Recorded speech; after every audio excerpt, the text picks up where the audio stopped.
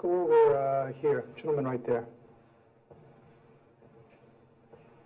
Thank you. Mr. Jaitley, I think taking a different lens now at the relationship, looking at the economic relationship, I think some of the reforms that your government had instituted, patent reforms, Insurance Act amendments and things, really did help build a solid support from the United States side, from the business community.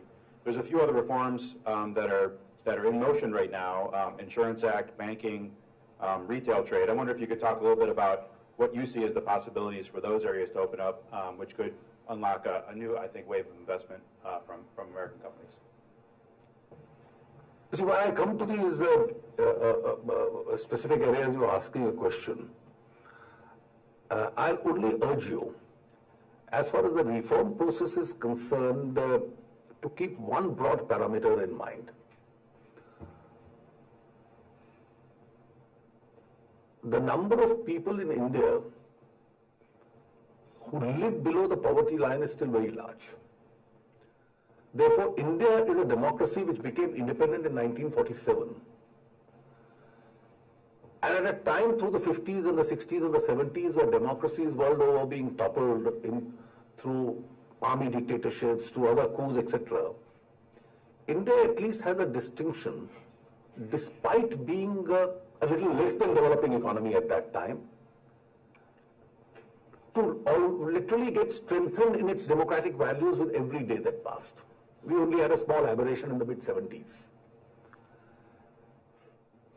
Therefore, always bear in mind when we speak of the reform process in India, it's an economy where a very large number of people have still not tasted the fruits of economic development and growth.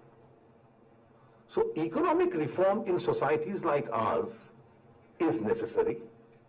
We in my party are committed to it. But at the same time, economic reform is also an art of the possible.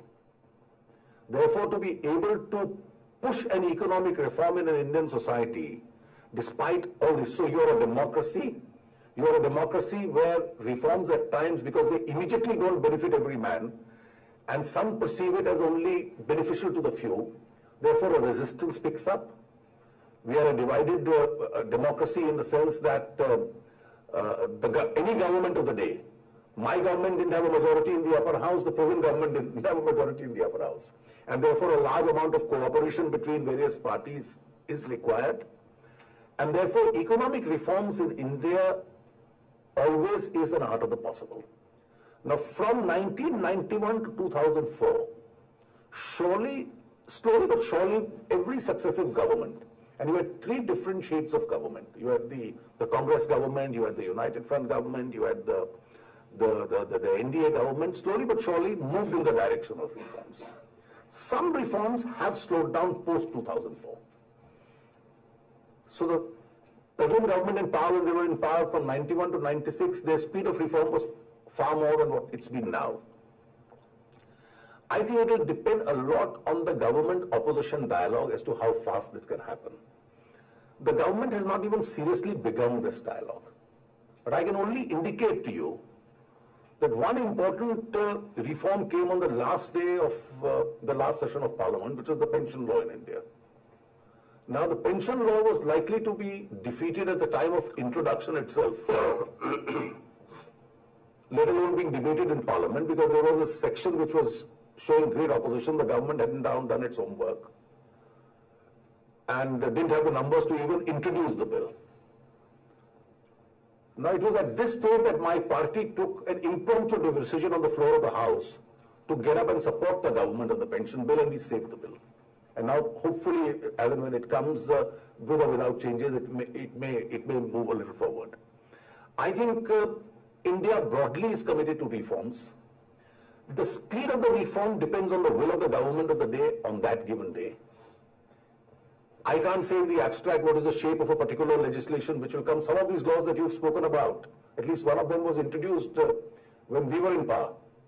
And therefore, the pension law was, for instance, debated for the first time and we were in power. And that's why we felt it was important that even if the present government is bringing it, we must at least make sure that the bill doesn't lose out on the very opening day.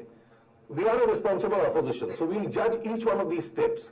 But some of the steps that you've mentioned may not be so easy because there are strong domestic opinions with regard to the situation within India, which are not still favorably inclined to that. So the government of the day will have to assess those situations. Anyone want to add anything? Sir, Would you like to add anything? not to this, I think Okay, it has okay. been very comprehensive, but I'll take any further questions. Okay, fine. Yeah. All right, let's go back over here. Does anybody over here have a question? Trying to get geographic distribution here. You're right here, sir. Thank you. First of all, Mr. Jaitley, let me say how much I appreciated your positive remarks about the implementation of the deal. Certainly, none of the fears about how the nuclear deal could adversely impact India's nuclear weapons program have been borne out. That is, there's been no impact whatsoever on India's strategic program from the deal. But the one issue that continues to hang over this from a Washington perspective is the question of how to fulfill the positive promise of the deal, specifically in terms of attracting international investment to India's civil nuclear sector and expanding the availability of civilian nuclear power in India through the presence of American and other international companies. This became wrapped up last fall in the question of the nuclear liability law. And I'd be interested to hear your thoughts on how best the government in Delhi might be able to navigate around these issues now. And I would just underline, from a U.S. government standpoint, we certainly have no wish to inject ourselves into what you properly note as a complicated domestic scenario. It's the Indian Parliament and the government of the day that has to work its way through this. But certainly for the U.S. government, our bottom line wish is to see the participation of American companies in India's nuclear power sector, because that will be good for us commercially, but it's also good for you in terms of our desire to see India's economy continue to grow with nuclear power as a significant part of that equation. See, the nuclear, I'll just make a comment before. You want to say something? Yeah, I'll say, just broad point you make. See, the nuclear liability law obviously was required once the deal became a done deal and a reality, irrespective of one's opinions on some aspects of the deal. Since the government of the day had decided upon it, the liability law itself was essential, because once you operationalize the deal, then what happens in the event of some unforeseen situation taking place?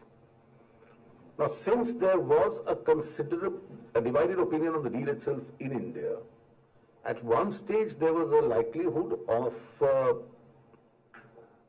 a strong opposition to the liability law itself. Now, it was at that stage, it was one of those instances, in fact, while speaking on it, I mentioned in the Indian Parliament that the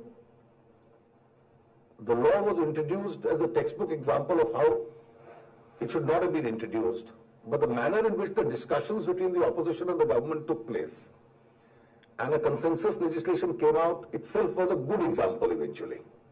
Therefore, every clause of this bill was both in and outside Parliament as a part of the legislative debate and informal consultations between the opposition and the government.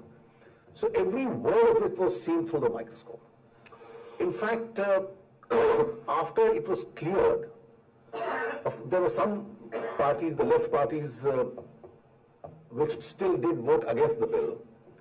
But eventually the bill was passed with a much wider consensus.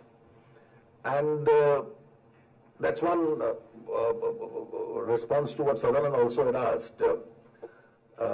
My party and all our alliance partners, in fact, eventually supported the amended draft. So the government and we voted together. This is one of those cases where a consensus on a legislation had developed, but after some changes were brought out. I'm conscious of the fact that there is one clause on which some people, particularly in the United States, had some questions. But I can assure you that we've examined it both in the government and opposition, and the Indian Parliament, after considering all aspects, has passed it. Some of the fears may not be what are being expressed. And that is why the initial response from what I hear from the government of the suppliers, at least from some areas, has begun, and I'm sure that others within the United States and elsewhere who want to become suppliers of film will also realize that it's a fairly safe regime to invest in.